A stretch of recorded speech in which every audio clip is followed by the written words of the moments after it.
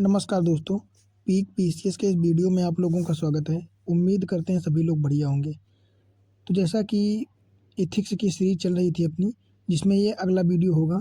इसके पहले वाले वीडियो में हम लोगों ने देखा था कि एथिक्स क्या-क्या सिलेबस है यूपी पीसीएस मेंस के लिए, और प्रीवियस ईयर क्वेश्चंस जो थे उनको डिस्कस किया था कि किस प्रकार के क्वेश्चन जो है आते हैं और कहाँ से आते हैं, मतलब कौन-कौन से टॉपिक से किस-किस प्रकार से कितने जो है नंबर के आते हैं। तो इस वीडियो में हम लोग जो है अपना एथिक्स का सिलेबस स्टार्ट करेंगे, जिसमें पहले टॉपिक से शुरू करेंगे। तो क्या है पहला टॉपिक अपना? पहला टॉपिक हो जाएगा नीति शास्त्र तथा मानवीय सहसंबंध। बात करें तो मानवीय क्रियाकलापों में नीति शास्त्र का सार तत्व, इसके निर्धारक और परिणाम, नीति शास्त्र के आयाम, निजी और सार्वजनिक संबंधों में नीति शास्त्र, है ना? कि अपने निजी या व्यक्तिगत जीवन में और सार्वजनिक संबंधों में, है ना? क्या नीति शास्त्र का क्या महत्व है, या नीति शास्त्र जो है किस प्रकार की सहायता करता है या किस प्रकार की भूमिका निभाता है।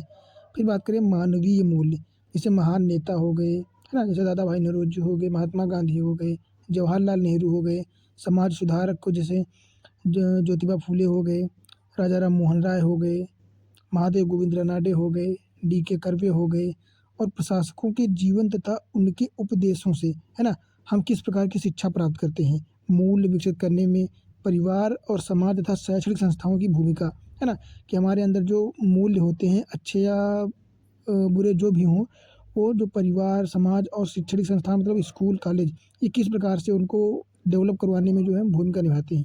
तो इतना अपना पहले टॉपिक का जो है सिलेबस है। अब इसमें हम हर टर्मिनोलॉजी को जो है, सभी शब्दावलियों को अच्छे से विस्तार से जो है एक-एक करके पढ़ेंगे। सबसे पहले हम लोग देखेंगे नीति शास्त्र तथा मानवीय सहसंबंध, जिसमें सबसे पहला जानने का अपना है नीति शास्त्र कि एथिक्स एक्चुअल में होता क्या है। एथिक्स हो जाएगा मोरालिटी, है ना? तो देखते हैं एथिक्स क्या है। बात करें एथिक्स की परिभाषा की, तो नीति शास्त्र नैतिक सिद्धांतों की एक ऐसी प्रणाली है जो सही और गलत, अच्छे बुरे, उचित अनुचित के बीच अंतर करने में हमारी सहायता करता है। नीति शास्त्र को मानव आचरण के लिए मार्गदर्शक प्रकाश कहा जा सकता है ना? उदाहरण की बात करें तो जैसे डॉक्टर एथिक्स हो जाएगा, पर्यावरण एथिक्स हो जाएगा, सामाजिक एथिक्स हो जाएगा, है ना? तो नीति शास्त्र एक सिद्धांत है, एक प्रणाली है ना? एक विचारधारा है जो हमको बताती है कि क्या हमारे लिए अच्छा है, क्या बुरा है, क्या करेंगे तो हमारे लिए फ़ायदेमंद रहेगा, क्या नुकसान करेगा, या अगर हम कोई चीज़ कर रहे हैं तो उससे हमको क्या फ़ायदा होगा और सामने वाले को क्या फ़ायदा होगा या क्या नुकसान होगा, है ना? इसको करने से अच्छी चीज़ है या बुरी चीज़ है ना? ये सही और गलत में हमको अंतर बताता है। एथिक्स शास्त्र एक ऐसा सिद्धांत है जो हमको बताता है कि क्या गलत है, क्या सही है ना? क्या उचित है, क्या अनुचित है, अच्छे बुरे के बारे में जानकारी देता है।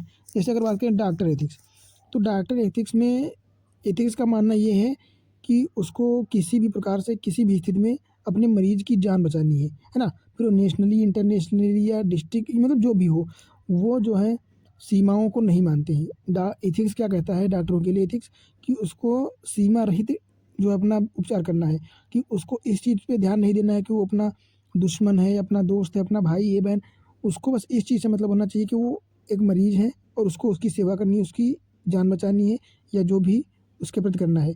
उसी प्रकार पर्यावरण एथिक्स है ना? कि पर्यावरण एथिक्स में पर्यावरण को बचाना है किसी भी प्रकार से, है ना? पर्यावरण के ऐसे कोई भी कार्य नहीं करने हैं जो पर्यावरण पर नेगेटिव इम्पैक्ट डालें, है ना? इस प्रकार पर्यावरण एथिक्स हो जाएगा, सामाजिक एथिक्स हो जाता है। इसी प्रकार बहुत सारे अन्य शाखाएँ जो हैं, वो हम लोग आगे पढ़ेंगे धीरे-धीरे। अब बात करते हैं मोरालिटी की, है ना? मोरालिटी या मोरल्स क्या होते हैं, नैतिकता क्या होती है?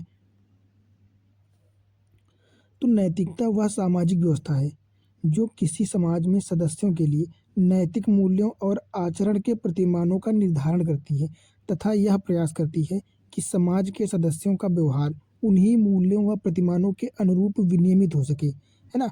तो ये एक सामाजिक व्यवस्था है, और ये ना मोरालिटी की बात करें तो ये एक प्रयोगात्मक रूप से जो है दर्शाई जाती है। ये एक सैद्धांतिक ना होकर व्यवहारिक है।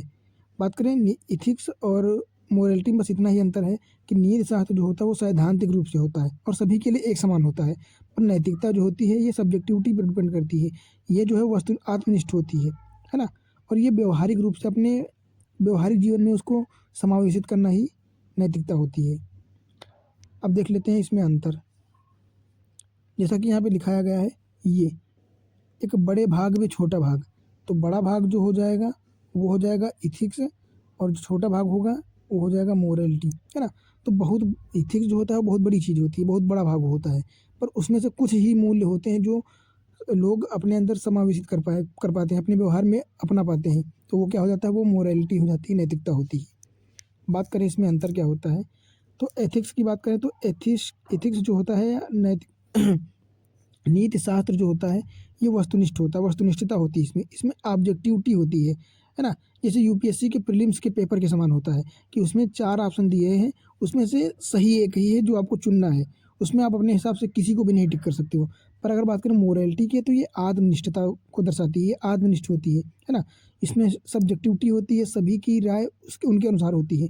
अगर इसकी बात करें तो ये यूपीएससी मेंस का एग्जाम होता है कि इसमें क्वेश्चन तो सभी के लिए सेम रहता है, पर उसमें आंसर सभी का बदल जाता है ना। कोई कुछ हेडिंग डालता है, कोई कहीं से स्टार्टिंग करता है, कोई किसी प्रकार से अपने जो है चीज़ें लिखता है। जैसे एस्से हो गया, तो एस्से तो सबके लिए सेम होता है, पर उसमें सभी लोगों का जो कंटेंट होता है ना वो चेंज होता है, सभी में बदला हुआ होता है ना।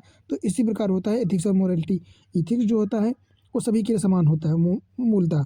पर बात करें मोरालिटी तो ये सब्जेक्टिविटी पर डिपेंड करती है, सभी के लिए उसकी राय के अनुसार होती है, उसके विवेक पर, उसकी बुद्धि पर, उसकी सोच पर डिपेंड करती है ना। फिर अगला अंतर क्या हो जाएगा इथिक्स की, तो ये बाह्य दबाव से जो है बाह्य दबाव पर निर्भर करती है, जैसे परिवार हो गया, समाज हो गया, है ना।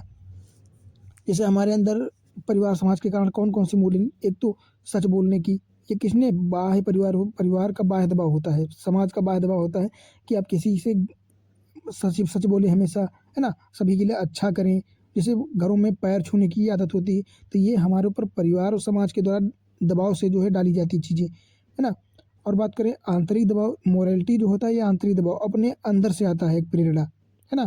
तो ये आंतरिक प्रेरणा होता है, जैसे कभी कभी अपने अंदर से भी आ जाता है, जैसे टीचर्स के पैर पकड़ना, तो कभी कभी ये आंतरिक प्रेरणा का भी स्रोत होता है, ना कि केवल सामाजिक दबाव, है ना। अगला बात करें एथिक्स, तो ये कार्यालयी संबंध जो होते हैं उनके लिए बेहतर होता है। पर मोरालिटी जो होता है चूँकि ये आंतरिक प्रेरणा से उत्पन्न होता है, तो ये व्यक्तिगत जीवन में ज़्यादा लाभदायक होता है। बात करें एथिक्स की, तो एथिक्स शब्द जो है ये ग्रीक भाषा के, कौन सी भाषा, ग्रीक भाषा के इथिका शब्द से बना है। और बात करें इथिका का अर्थ क्या होता है, तो इसका अर्थ होता है रीति रिवाज, है ना, रीति रिवाज। और मोरालिटी में भी बात करें तो ये लैटिन भाषा का शब्द है मोरालिटी, है ना, नैतिकता, जो कि मोस या मोरेस से बना हुआ है। इसका भी अर्थ क्या होता है, रीति रिवाज। फिर बात करें एथिक्स, तो एथिक्स का क्षेत्र जो है बहुत व्यापक क्षेत्र है, इसका अर्थ व्यापक है। पर बात करें मोरालिटी तो सीमित है, जैसा कि आप यहाँ पे देख भी सकते हैं कि ये इतना बड़ा एथिक्स है और उसमें से छोटा सा मोरालिटी है ना। अगला क्या हो जाएगा अंतर, कि एथिक्स जो होता है व्यवहार में नैतिकता का विज्ञान है, ये नैतिकता का विज्ञान है। नीति शास्त्र का अगर मोरालिटी की बात करें तो नीति शास्त्र का व्यवहार में प्रयोग, है ना। जो एथिक्स होती है उसको अपने व्यवहार में समावेशित कर लेना, उसको अपने व्यवहार में लाना, अपने मूल्यों को इनके प्रति ढालना, अपने व्यवहार के प्रति ढालना, तो इसको क्या कहते हैं, इसको मोरालिटी कहते हैं। तो इस प्रकार जो है मोरालिटी और एथिक्स में अंतर है। अब हम लोग बात करेंगे मानवीय क्रियाकलापों में नीति शास्त्र का जो सार तत्व है। तो बात करें मानवीय क्रियाकलापों में नीति शास्त्र के जो है नीति शास्त्र किसी व्यक्ति के आचरण को सही और गलत के निर्धारण में जो है सहायक की भूमिका निभाता है। बात करें मानवीय मानक क्या होते हैं, व्यवहार, है ना। तो ये जो है 2 प्रकार का होता है, एक तो अच्छा होता है पॉजिटिव, दूसरा होता है निगेटिव, है ना। जो पॉजिटिव होता है, अच्छा होता है, तो सभी के लिए सही माना जाता है, सभी के लिए सही रहता है, और इससे लोग क्या कहते हैं कि इससे पुण्य होगा और लोगों को न्याय प्रदान होगा। पर अगर वहीं पे आप बुरा कार्य करते हो, है ना, किसी के साथ चोरी करते हो, किसी को बिना फालतू में मार देते हो, डांट देते हो, या कोई चतुरापन करते हो, तो क्या होता है, वो बुरा होता है लोगों के लिए, और जो कि समाज के द्वारा गलत कहा जाता है, समाज के लिए गलत होता है ना। तो इससे पाप या अन्याय जैसी भावनाएं उत्पन्न होती हैं, है ना, लोगों में, सामने वालों में। इसी प्रकार जो है व्यक्तिगत निर्धारण की बात करें, व्यक्तित्व निर्धारण में, तो एक तो पॉजिटिव जो होता है और निगेटिव जो होता है ना। तो जो निगेटिव वे में लेते हैं उसको व्यक्तिगत रूप में देखते हैं हम लोग अपने पर्टिकुलर के लिए, तो ये निम्न आदर्श हो जाते हैं और उच्च आदर्श। बात करें निम्न आदर्श की, तो निम्न आदर्श जो है अपने ऊपर निर्भर करते हैं, स्वहित, मतलब सबसे पहले लोग समाज के हित को नहीं देखते हैं, अपने आप को देखते हैं, अपने हित को, कि अपने लिए ठीक होना चाहिए, सामने वाले से कोई दिक्कत नहीं है ना। इसमें क्या करते हैं लोग, अपनी इच्छाओं की पूर्ति के लिए जो है कार्य करते हैं, है ना, या जीवन जीते हैं। इसमें क्या होता है, बुद्धि का अधिक प्रयोग होता है, इसमें बुद्धि का अधिक प्रयोग करते हैं लोग। पर बात करें उच्च आदर्श वाले लोगों की, तो वो परहित मतलब दूसरों के हित या दूसरों के लिए अच्छा करने की कोशिश करते हैं, है ना। ये दूसरों के लिए जीना जिसको सेवा भाव कहते हैं। इसमें क्या होता है, इसमें अपनी बुद्धि का प्रयोग तो कम होता है पर आत्मा व मन की आवाज़ के अनुसार कार्य करते हैं। महात्मा गांधी ने भी इसको बढ़ावा दिया है ना। इसको कहते हैं अंतरात्मा की आवाज़ के आधार पर कार्य करना, कि अंतरात्मा की आवाज़ क्या कहती है, अपने हित में बोल रही है कि परहित के बारे में बोल रही है। तो यही होते हैं नीति सार के सार तत्व। अगला क्या हो जाएगा, अगला होगा नीति शास्त्र के विभिन्न आयाम। देख लेते हैं नीति शास्त्र के कौन कौन से आयाम हैं। एक तो हो जाएगा शाखाओं के आधार पर, है ना। दूसरा आधुनिक विचारों के आधार पर। तो आधुनिक विचारों के आधार पर अगर बात करें तो इसमें कौन कौन से आ जाएंगे, एक तो मार्क्सवादी नीति शास्त्र आ जाएगा, लैंगिक नीति शास्त्र, अश्वेत नीति शास्त्र, है ना, इस प्रकार की चीज़ें आ जाती हैं। फिर अगर बात करें इधर शाखाओं के आधार पर नीति शास्त्र, तो ये भी तीन प्रकार का होता है। एक तो मानकीय नीति शास्त्र, आधुनिक नीति शास्त्र और व्यवहारिक नीति शास्त्र, है ना। मानकीय मतलब नॉर्मेटिव होता है, जिसको नॉर्म्स कहते हैं, नॉर्म्स, है ना। ये भी तीन प्रकार का होता है, तीन प्रकार का। अगर इसमें बात करें तो एक तो नियमवाद हो जाता है, दूसरा प्रयोजनवाद, तीसरा सद्गुण, है ना। तो नियमवाद में कौन कौन सी विचारधाराएं होती हैं, तो नियमवाद में एक है दार्शनिक कांट, तो कांट की नीति मीमांसा आ जाती है। इसमें गीता का निष्काम कर्म आ जाता है और अंतः प्रज्ञावाद आ जाता है। ये तीन चार जो हैं ये नियमवाद में आते हैं। पर प्रयोगवाद की बात करें, प्रयोजनवाद की, तो इसमें स्वार्थवाद आता है, सुखवाद, उपयोगितावाद, पूर्णवाद, है ना, पूर्णतावाद और विकासवाद। पर बात करें सद्गुण जो होता है, सद्गुण मानकीय गुण में आता है। इसमें क्या क्या आते हैं, तो इसमें अरस्तु आ जाएंगे, प्लेटो आ जाएंगे, सुकरात, कन्फ्यूशियस, ये सारे जो हैं दार्शनिक आ जाते हैं। पर अगला बात करें क्या हो जाएगा, अधिनीति शास्त्र, है ना, मेटा एथिक्स। मेटा एथिक्स में जैसे मूर भाषा दर्शक आता है। और तीसरा अपना हो जाएगा व्यवहारिक, है ना, अप्लाइड एथिक्स, जिसको हम लोगों ने पिछले थोड़ा सा देखा भी था। चिकित्सा नीति शास्त्र हो जाता है, व्यापार नीति शास्त्र हो जाता है, राजनीतिक हो जाएगा, पत्रकारिता, आर्थिक, है ना, इंटरनेशनली और प्रवास, इस प्रकार के अन्य भी पॉइंट आते चले जाएंगे इसमें नीति शास्त्र में। तो इस प्रकार जो है ये नीति शास्त्र के बहुत सारे आयाम हैं। अब इन सभी आयामों को हम इनका एक आयाम का अगला एक टॉपिक है जिसमें हम लोग बहुत ही डिटेल्ड में देखेंगे, है ना। अभी हल्के हल्के में देख लेंगे, फिर बाद में देखेंगे एकदम डिटेल्ड में। तो अगर बात करें शाखाओं के आधार पर नीति शास्त्र, तो इसमें सबसे पहला अपना आ जाएगा मानकीय नीति शास्त्र, है ना, नॉर्मेटिव एथिक्स। बात करते हैं नॉर्मेटिव एथिक्स क्या होता है, तो आदर्श सिद्धांत व मानकों का अध्ययन किया जाता है। इसमें किस चीज़ का किया जाता है, आदर्श सिद्धांत व मानकों का अध्ययन किया जाता है। बात करें तो नैतिक निर्णय लेने में नैतिक सिद्धांतों का प्रतिपादन, अर्थात कोई भी निर्णय लेने से पहले उसके नैतिक पक्षों को ध्यान में रखना। मानकीय नीति शास्त्र हमको ये सिखाता है कि हम अगर कोई निर्णय ले रहे हैं तो निर्णय लेने से पहले हमको ये देखना होगा कि उसके नैतिक पक्ष क्या है, उससे किन किन लोगों को फ़ायदा होने वाला है, किन किन लोगों को लाभ मिलेगा और कितने लोगों को नुकसान मिलेगा, है ना। उसके पॉजिटिव निगेटिव, सकारात्मक नकारात्मक दोनों पक्ष हमको देख के फिर उस हिसाब से उसके निर्णय लेना पड़ेगा। ये क्या कहता है, ये मानकीय नीति शास्त्र कहता है। इसमें क्या है कि जो परिवर्तन आप विश्व में देखना चाहते हैं वह पहले स्वयं में देखें, ये महात्मा गांधी का कथन है। अगर बात करें इसके उदाहरण की, तो आपने शायद देखा भी होगा, महात्मा गांधी के जीवन में एक महिला आती है, जीवन में नहीं मतलब उनके सामने, तो वो क्या कहती हैं कि मेरा लड़का जो है मिठाई बहुत खाता है ना। कहती है मिठाई बहुत खाता है और आप कह देंगे तो ये मान जाएगा। तो महात्मा गांधी जी कहते हैं कि आप हमसे 1 महीने के बाद मिलने आइए फिर से।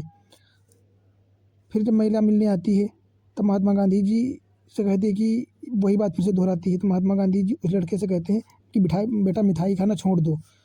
तो वो महिला महात्मा गांधी जी से क्या कहती है कि अगर यही बात बोलनी थी तो 1 महीने के बाद हमको क्यों बुलाया, पहले ही क्यों नहीं बोला। तब महात्मा गांधी जी ने कहा कि इन 1 महीने में मैं भी बहुत मिठाई खाता था पहले, पर मैंने पहले छोड़ा। अब मैं बोल सकता हूँ कि अगर मैं छोड़ सकता हूँ मिठाई खाना तो ये लड़का भी छोड़ सकता है। और फिर अंत में क्या होता है, लड़का मिठाई खाना छोड़ भी देता है।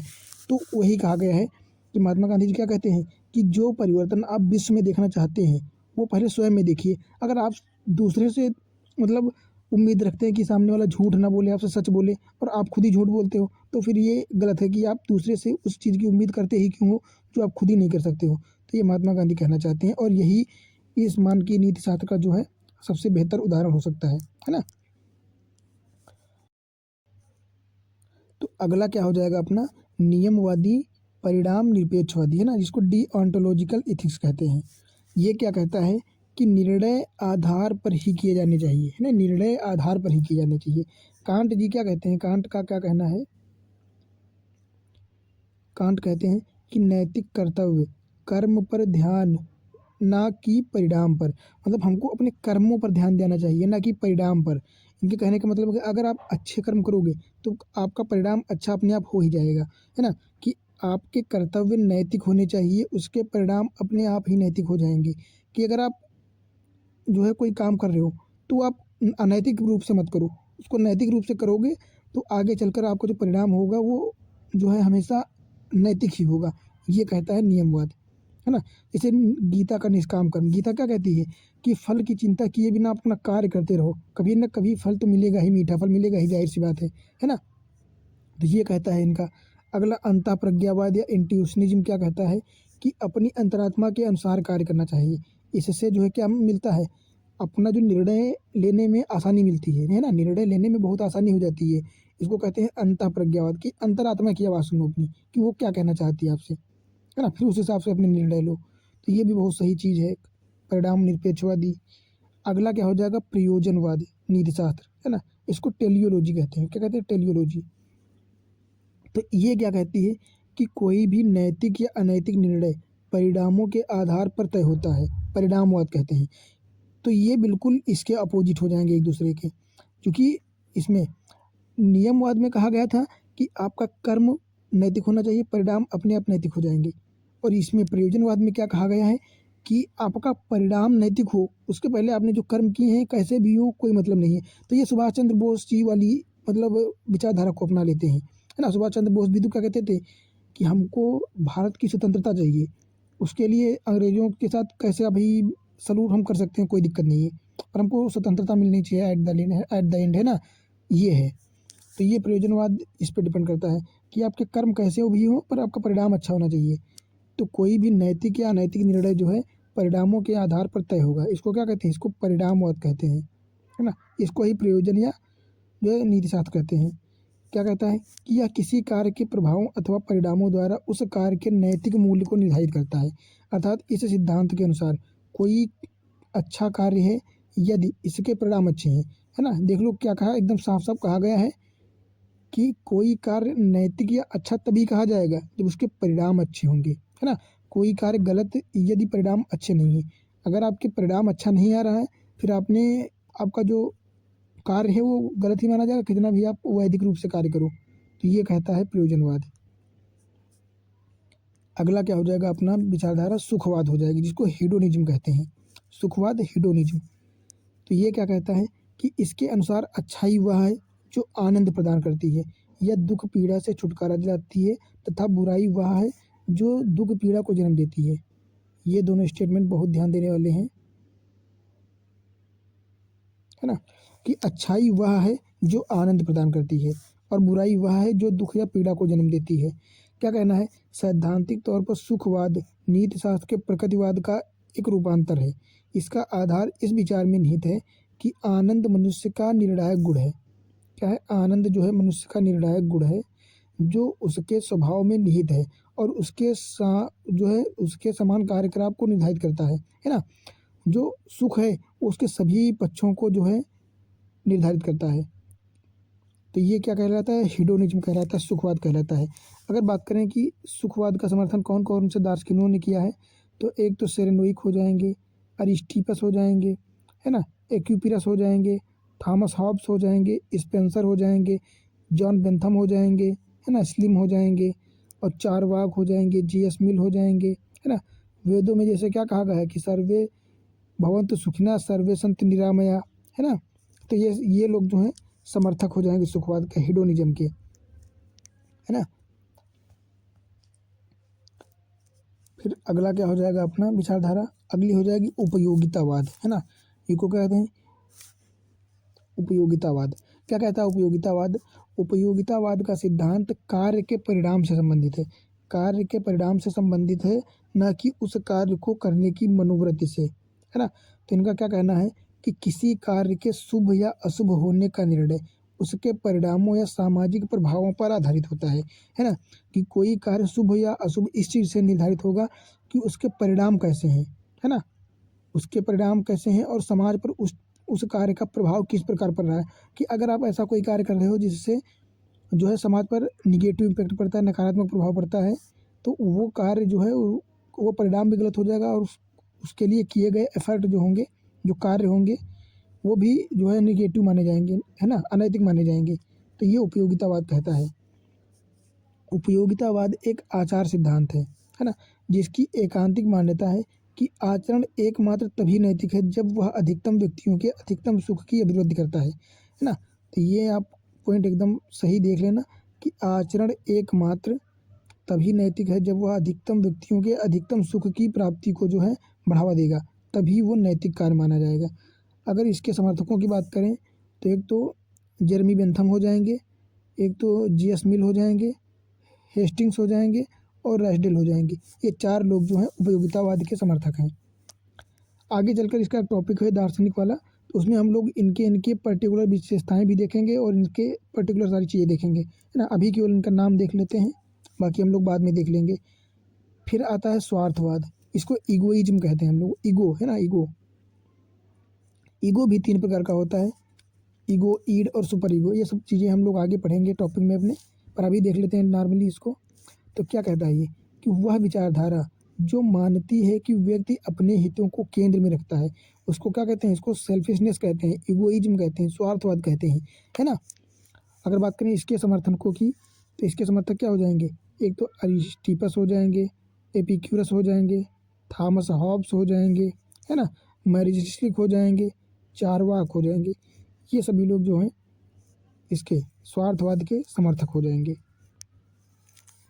अगला हम लोग क्या बात करते हैं, इसमें क्या होता है स्वार्थवाद में कि इंसान सबसे पहले अपने आप को देखता है कि मैं अपने आप को ध्यान में रखता है। इसके बाद मैं के बाद प्राथमिकता आती है परिवार की, फिर परिवार को प्रायोरिटी देता है, और फिर जो है राज्य को देता है, फिर देश को देता है, फिर अंतर्राष्ट्रीय रूप में देता है। तो ये जो है बाहर की ओर बढ़ता रहता है। सबसे पहले अपने आप को ध्यान में रखता है कि सबसे पहले मेरी खुशी मिलनी चाहिए, मुझे सेटिस्फैक्शन मिलना चाहिए, फिर परिवार, फिर देश, फिर ये सारी चीज़ें तो बाद में आती रहेंगी। सबसे पहले सुख मुझको मिलना चाहिए। ये होता है स्वार्थवाद का विचार। फिर आता है अपना सद्गुण नीति शास्त्र, है ना, वर्सू इथिक्स। ये क्या कहता है, तो नियमों व परिणामों की बजाय सुखवाद जो होता है सद्गुण नीति शास्त्र, सद्गुण, ये नियमों व परिणामों की बजाय व्यक्ति के सद्गुण पर बल देता है कि सद्गुण नैतिक क्रिया आधारित होने की बजाय व्यक्तिगत हैं। यह नैतिक कर्तव्यों और नियमों या विशेष कार्यों के परिणामों के बजाय कार्रवाई करने वाले व्यक्ति के गुण या नैतिक चरित्र को देखता है कि जो कोई कार्य कर रहा है उसका नैतिक चरित्र क्या है, उसका गुण क्या है ना। अर्थात सही कार्य वह है जो एक गुणी व्यक्ति के समान परिस्थितियों में करेगा। इनके कहने का मतलब ये है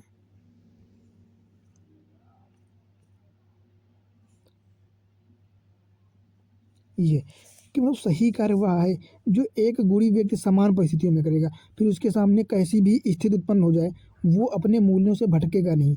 अगर मान लो एक व्यक्ति है जो बहुत ईमानदार है, कैसा है, बहुत ईमानदार है, ठीक है, तो वो मान लो उसके अनुकूल पर्यावरण है, तब तो वो सही बोलेगा, ठीक है बोलेगा।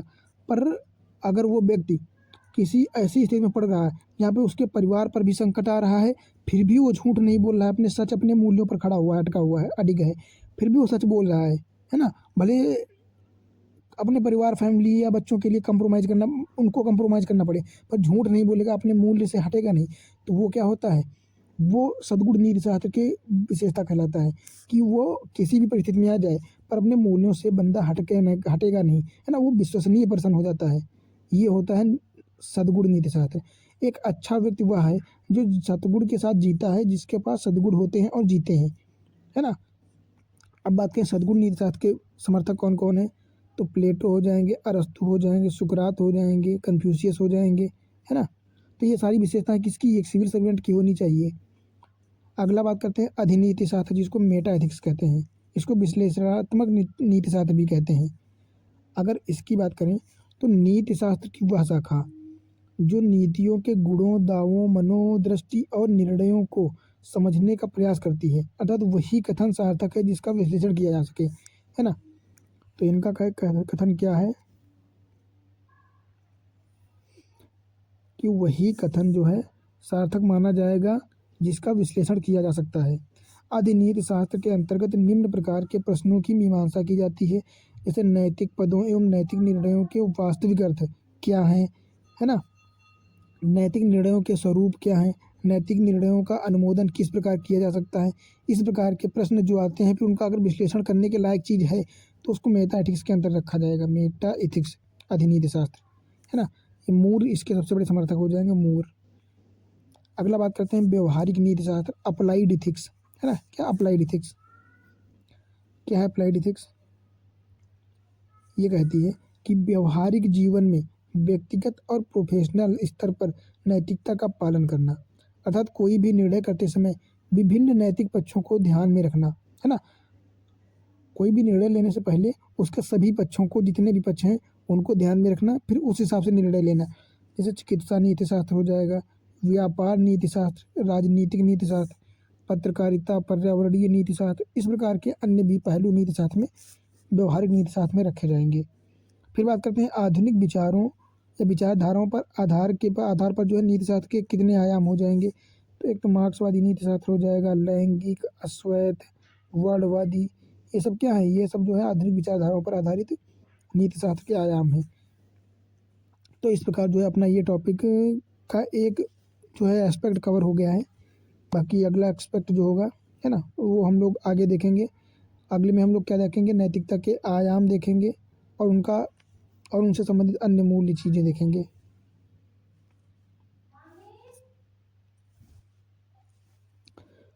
तो मिलते हैं फिर अगली वीडियो में अगले टॉपिक्स के साथ, जो है अगले अपनी टर्मिनोलॉजी के साथ। उम्मीद करते होंगे एथिक्स की स्टार्टिंग जो है ये आप लोगों की सही लगी होगी, अच्छी लगी होगी, और इससे बहुत सारी चीज़ें जो है आप लोगों को सीखने को भी मिल रही होंगी। बस मैं इतना बताना चाहता हूँ कि ये मैं जो बता रहा हूँ आप लोगों को, पढ़ा तो नहीं कह सकता क्योंकि मैं खुद ही पढ़ रहा हूँ अभी, पर जो मैं बता रहा हूँ ये चीज़ें डिस्कस कर रहा हूँ, इनसे आप लोगों को इतना फ़ायदा होगा जितना कि मोटी किताबें पढ़ के नहीं होगा। इस चीज़ की गारंटी है मेरी, और मैं प्रूफ भी दिखाऊंगा, हालांकि दिखा भी चुका हूँ प्रूफ पीछे, और आगे भी प्रूफ दिखाऊंगा कि सारे के सारे क्वेश्चन जितने यूपीएससी में क्वेश्चन आते हैं, यूपीएससी, यूपीपीसीएस या अन्य स्टेट पीसीएस एग्जाम्स, उनमें सभी क्वेश्चन आप यहाँ से टैकल कर पाओगे आसानी से, ये पूरी सीरीज खत्म होने के बाद। इसके बाद मैं क्या करूँगा, इसके बाद मैं खुद सारे क्वेश्चंस जो होंगे और सारी केस स्टडी जितनी है उनको एक एक करके डिस्कस करूँगा यहाँ आपके सामने लाइव, है ना। इससे आप लोगों को बहुत सारी आसानी मिलेगी और प्रूफ भी मिल जाएगा आसानी से। तो बस यही कहना है कि पढ़ते जाइए, यहाँ से आराम से देखते जाइए, है ना, और कमेंट जरूर कीजिए, फीडबैक दीजिए कि किस प्रकार से आप लोगों को जो है मैं कंटेंट प्रोवाइड करा पा रहा हूँ, या इसमें किस प्रकार की गलती है, या मैं इसको कहाँ पर सुधार सकता हूँ, है ना। ताकि फीडबैक मिलेगा तो मुझे भी अच्छा लगेगा, और लाइक कमेंट अच्छे से किया कीजिए। बाकी मिलते हैं फिर अगली वीडियो में।